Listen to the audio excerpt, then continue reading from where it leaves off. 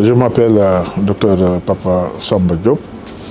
Je suis ingénieur de formation, génie civil, spécialiste donc en assainissement, donc hydraulicien, spécialiste en assainissement. Après, par la force des choses, donc, je suis devenu un financier avec un MBA de Paris 1, Panthéon-Sorbonne et Paris-Dauphine. Ensuite, l'envie, et j'ai continué encore pour avoir un doctorat donc, en sciences économiques et de gestion. Et puis, j'ai eu à travailler dans l'administration pendant plus de 30 années.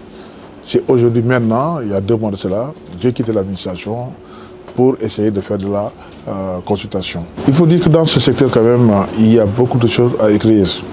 L'envie m'est venue parce que dans mon cursus, je fus président du conseil scientifique de l'Association africaine de l'eau et de l'assainissement pendant 8 ans. J'ai mené beaucoup de débats, beaucoup de théories dans le monde en Afrique. Sur les 54 pays, je peux dire que j'ai parcouru au moins les 50. Parmi tant de sujets, j'ai toujours débattu des sujets donc, relativement aux performances des entreprises. Et je me suis rendu compte qu'il y avait vraiment un problème de benchmarking. Parce que si on ne réussit pas à calculer donc, la bonne performance des entreprises, on ne saura pas quelle est l'entreprise qui est devant, quelle est l'entreprise qui est derrière. Et ça, on aura de la difficulté pour les mettre en partenariat. Hein, donc mentor et mentee. On peut se tromper. Et ensuite, le calcul était tellement complexe, j'ai voulu un peu fournir un outil de calcul qui devait universel. Donc à partir de ce moment, nous sommes sûrs que les performances qui sortent de ça pourraient être donc étudiées et faire l'objet de benchmarking. Ça, c'est la première motivation. L'autre motivation, il faut quand même qu'on réussisse à matérialiser, à documenter toute notre expérience, léguer quelque chose aux générations futures.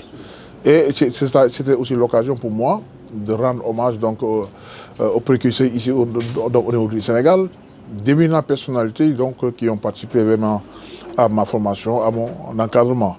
Donc je peux dire que vraiment ce sont les 2 motivations principales qui m'ont poussé donc, à écrire donc, ce livre. En pensant aussi que, comme il y a beaucoup de choses à écrire, il faut d'abord sortir quelque chose. Et ensuite, peut-être, Inch'Allah, je vais continuer à débattre encore d'autres sujets donc, qui sont vraiment d'actualité donc, au niveau du secteur. L'axe principal, comme je le dis, vraiment, c'est le benchmarking. Comment s'organiser, comment avoir de bonnes performances et comment réaliser donc, ce benchmarking-là.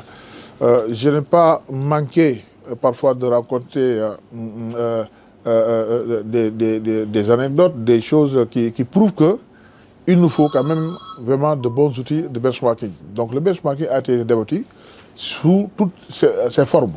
Parce que même si, par exemple, une société compare ses performances de l'année N-1 par rapport à l'année N, pourtant c'est une forme de benchmarking, parce que ce n'est que la comparaison.